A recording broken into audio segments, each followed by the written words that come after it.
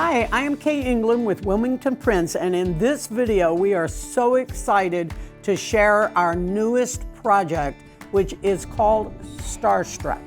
It is loaded with 3 different size stars, and we're going to certainly tame those flying geese. We're going to be working on how you do connector corners to form some baby stars that live within it.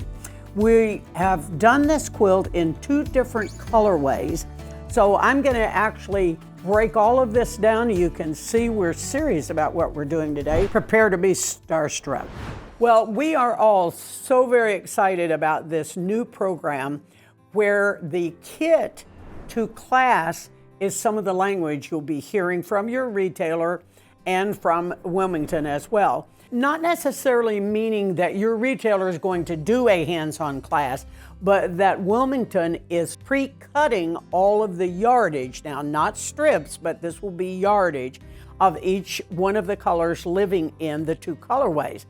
And that will be put in a kit with all the directions for doing this in a traditional technique, as well as your directions will be included for Accuquilt users. Now, Accuquilt, we're partnering with them on this program, and they have included directions for doing the project with Accuquilt. They will be producing their own videos on their channel for how to execute the project with Accuquilt. I will be presenting the way to do it traditional, which is how the pattern is written. So if your retailer isn't an Accuquilt dealer, you will still get the instructions in your project for doing it with Accuquilt. And it's really, we're delighted to have had this opportunity, and I think you're going to have some great fun learning about 2 different methods and how to change your calculations. So we chose 2 colorways that we would be working in. The rainbow is the bright, and we called the lighter colorway Earth. So I'm just going to say light and dark. What you will do is you'll decide which colorway you want. Your retailer has the option to purchase either colorway or both colorways.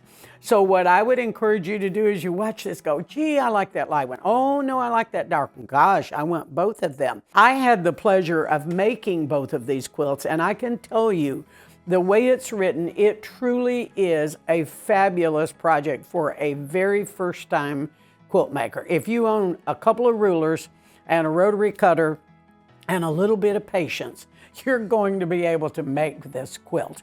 If you have Accuquilt or components of Accuquilt, you'll be able to do part of them that way, but you could then still use the traditional method that is written in your pattern. They're very explicit on the colors, so when you open this kit and you get all these colors laid out, each one of them will be marked with the pattern number and color, but more importantly, it'll have A, B, C, D, E, and on and on. In each row that runs across either colorway, and they are done identical, you have 10-inch stars, you have 8-inch stars, and you have 6-inch stars. The 6 has a wider frame around it to equal 10, and 8-inch has a skinny frame around it to equal 10. So all of them will be brought up to 10, even though they don't look like they are. So when you look at a row, there's going to be 4 stars in it. In this case, we have 2 10-inch, we have 1 8-inch, and 1 6-inch star. And each one of these will be like 1A, 2A, and 3A. And then this little row of baby stars is actually done with a rectangle that has little squares, and I'm going to show you how to sew those little squares onto that. And then what's really fabulous about this is as you look at how this coloring is running on the diagonal, that's what's so neat. See how there's green stars all running in that direction? This star is all running in this direction. So all of the colors are following this, and that's what's so crucial. If you look at this little baby star, it's just like its big sister, and then the little points here are going to be the center. See how the colors hop around? That's what's so great about the way this pattern is written. Now, you know, I've told you in the past that I'm not pretty good at just doing what I'm asked to do. I think I've got a better way of doing it. And I found when I made the first one, I spent a little bit more time figuring out what was 1A and what was 1D, when if I'd have just labeled them all up front, it would have been so simple. So stack all your stars and then you'll be ready to roll. Now, I do work with specialty rulers sometimes, but the pattern is written traditional. And what we think is great about this is for any first-timer or even regular quilt maker, you do not have to own a boatload of product to make this quilt. If you have a rectangle ruler and a square ruler, you can make every one of these Flying Geese, period. If you own Accuquilt, you'll be able to do it in that method. And remember now, that's going to be in a separate video. I'm not going to cover how to use your Accuquilt in this project. Now, because I have pre-cut and made all of these, I'm only going to do a set size. I'm not obviously going to cut every size block. But what I want to talk to you about is if you have a rectangle ruler, and that could be a 4-inch wide, a 5-inch wide, a 6-inch wide, a whatever size rectangle ruler you like, you are going to need to cut some elements that are like up to 6 inches. So let's just say you own a 6 or a 7-inch. I would want you to own a rectangle ruler, whatever your brand is, whatever you like. And then I also would encourage you to own a square. And a lot of times is, let's just say I cut this strip that I've got laying here, and this is our sashing strip. And let's just say I had cut it just like this. It's a 2.5-inch wide strip, and I need a 2.5-inch square from that. Certainly, I can turn this around and I can get a 2.5. But where it gets muddy is if this is a 2 7/8-inch strip, and I now ask you to turn this around and cut a 2 7/8-inch square, it's tough. Why I love a square ruler is because when I put this down at 2.5, do you see where this little box, see where that box is? If I drop that 90-degree corner on the edge of my fabric, there's a perfect 2.5-inch square.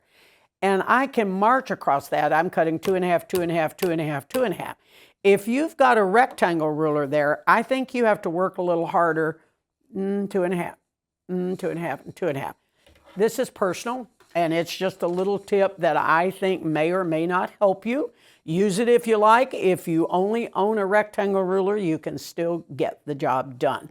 So we'll set this one aside, and now I'm going to make the Flying Geese unit for you, and I have followed the pattern because I think it's important if we've written it this way. Those of you who have made lots of these and you have other methods, you already know those. You don't necessarily need me to tell you. And then I think it'll be fun for me to cut this traditional and then sew a couple of the elements traditional to make you a little bit more familiar. So I have cut my 2 7/8-inch square as my pattern asks.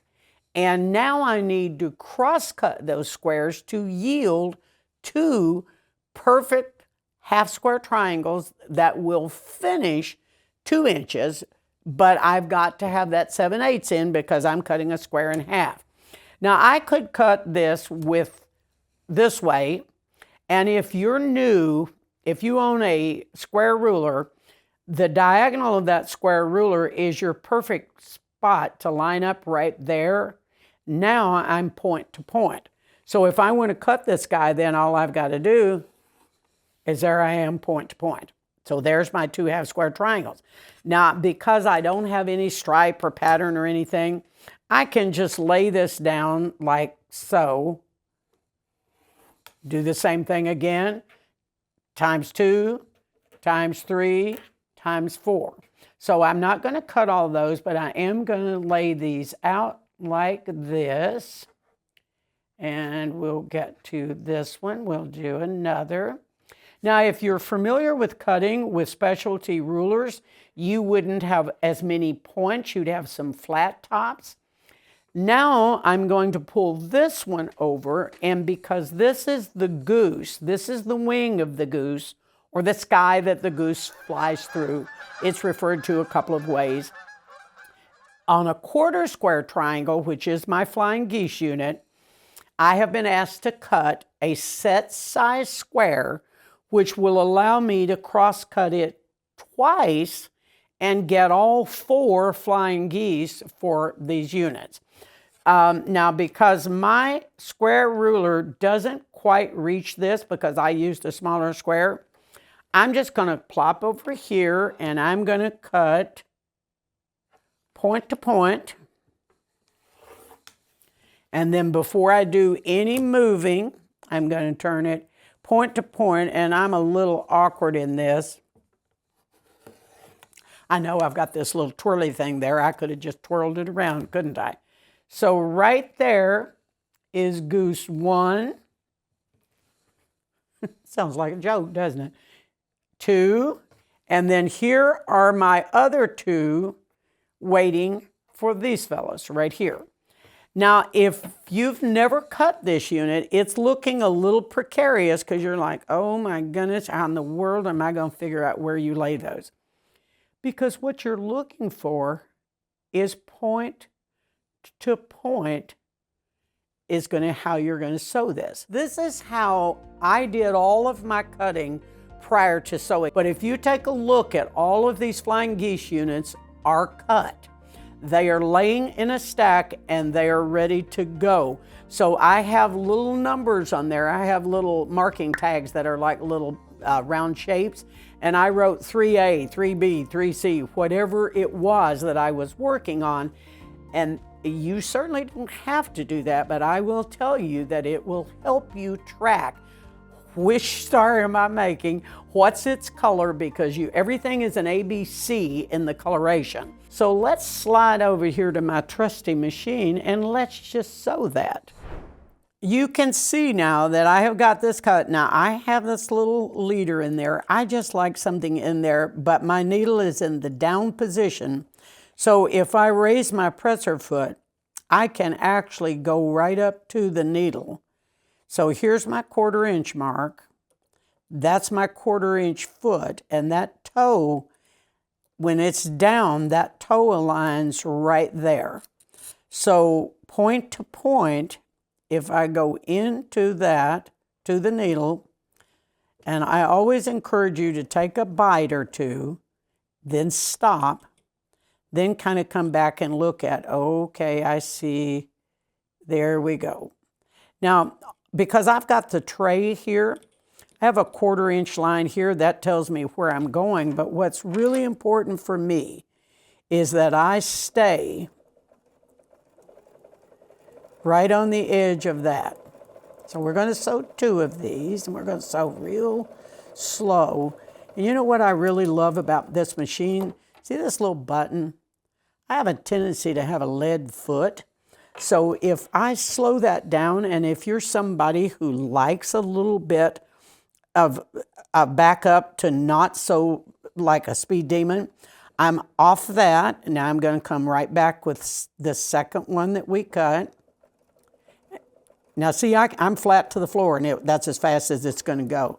So I'll move it just a little bit. So there we go. And now I'm going to reach back, and we're on top of each other here so you guys can get a good picture of this. Now see, I've got that little triangle that had I cut this with a ruler, this would be a blunted flat top. And I'm going to trim this to show you.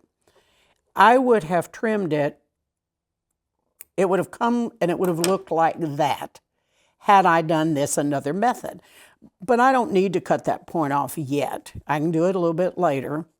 I'm going to finger press that. Then I'm going to come back with my second one. And again, it's pretty obvious if you look at this what your goal is. Your goal is to line these 2 up. And because I'm on camera, of course, it's going to be contrary. There's 2 or 3 schools of thought on this. Most of the time, I start here and come to me.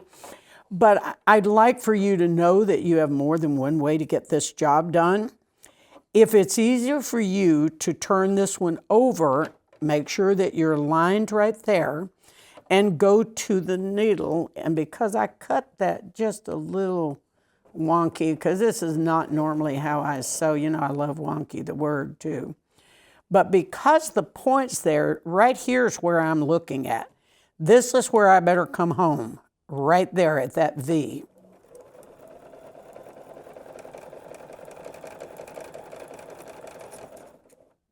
Do you see that? See where I'm smack on that? And just so you can see a little bit closer with that camera, because my tips were left on, which would not have been that case had I cut it with a specialty ruler. Sometimes if you take these out and you just cut that little ear off, then it's done. And I just do the same thing. And oh dear, where's my, oh, there it is. My other little triangle. So I've got 2 methods. I could start in this valley coming this way. Let's sew that one that way since we did the other one. So I'm going in the valley, starting. Then I'm going to come back and I'm going to line up here.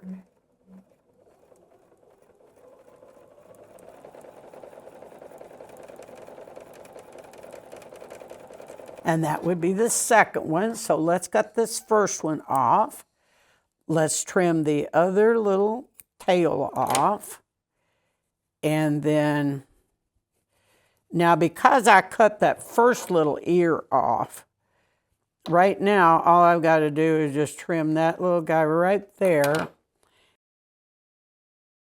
This would be the center. Let me go ahead and get this little guy out.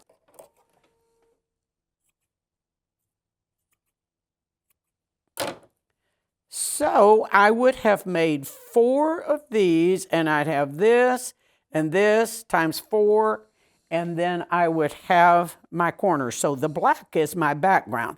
So you might be used to working with cream. So this is just an arbitrary size and color that I chose, but that would be my goal. Make 4 of these, have a center of your right color, and 4 corners of your background. That's our star.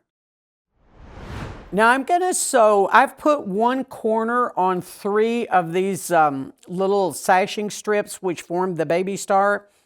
And I want to show you a couple of things. There's a bunch of methods. Now what some of the pattern will tell you, sometimes they'll say draw a line across the center and sew. Sometimes there's all sorts of methods of this, but because I have a needle that's centered and a line that's centered, I don't necessarily need to do that because see what I did was I put 1 on, then I trimmed off a corner. Now I'm going to come back and put the second one on. So when I lay this second one on the corner, I've got a couple of methods of going in. If I go in right here, and do you see how the tip's touching my needle? I can actually sew that far, but right here is my center line. So what I've got to do is come off on this point.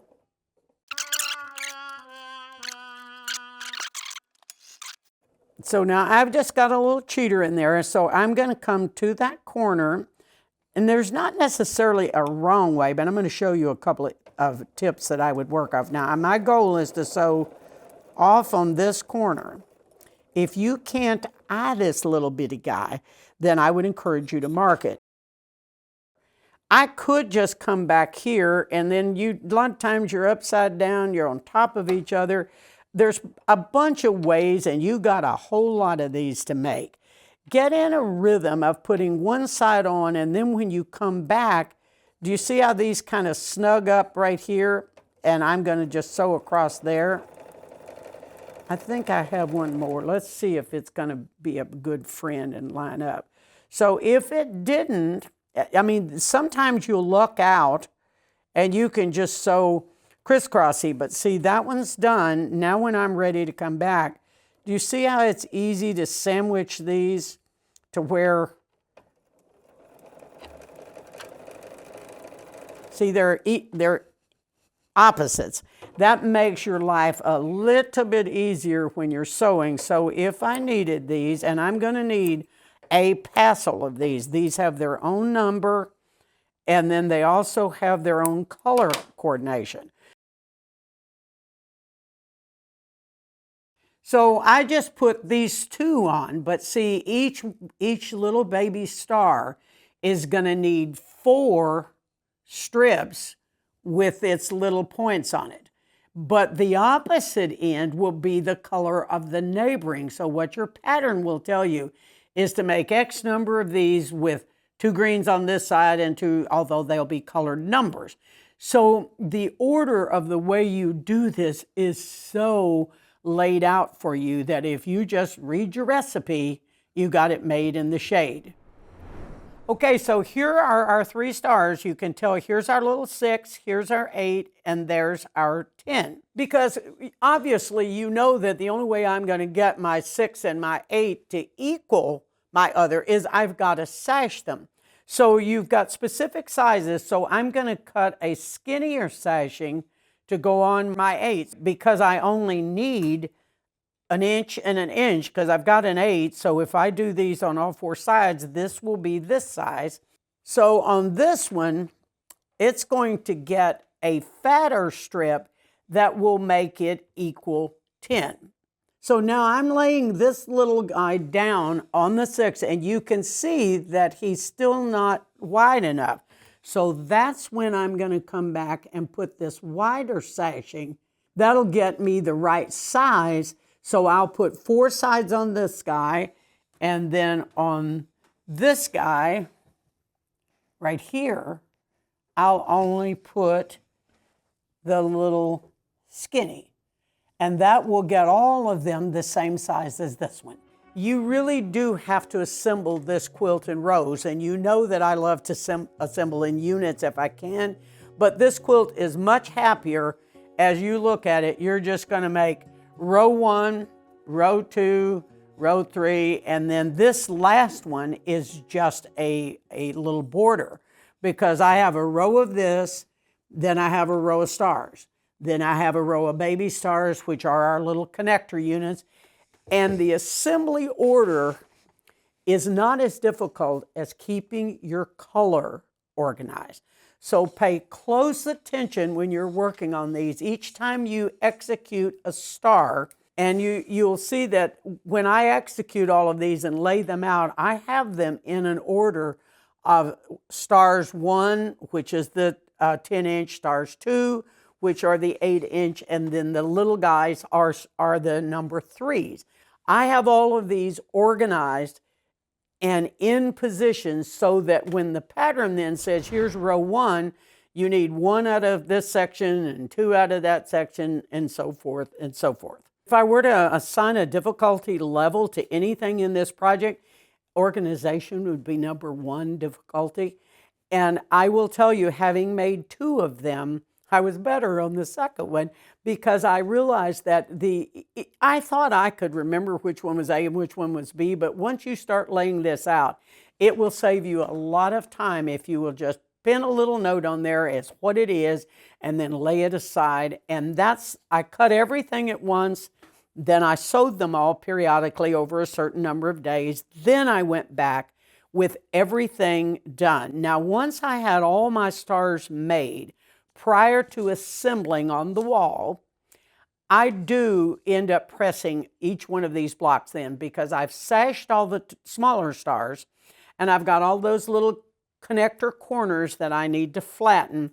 So I really do like to go back and make sure everything is nice and pressed, and then my sewing is just row 1, row 2, row 3, row 4. You will have been given a color number for the binding, and if you decide to change your mind on the color of your binding, just be sure you have enough yardage to cut that binding because it has been chosen, the color for the binding has been chosen for each one of the colorways. To make you aware of how this program will be completed, your retailer will get all of the kits they have ordered in December 1. And that certainly doesn't mean that the minute you see this video, you don't get on the phone and call your retailer and go, I'd like to order one of those. I want that black one or I want the cream one. Let them know, because that gives them a little bit more window. And the reason we decided to do this early and give you this heads up, it would give you an opportunity to see how this fits in your life. Oh my gosh, can I do 2 of them? That type of thing. But your choice will be to choose your colorway and then contact your retailer. So we hope you've enjoyed this. We hope we've given you some tips that will fit into your piecing life forever. And we hope most of all that we've given you some star power so that you can create your own Starstruck quilt with Wilmington's Dry Brush Essentials. Have a great day and thanks for joining us. Bye-bye.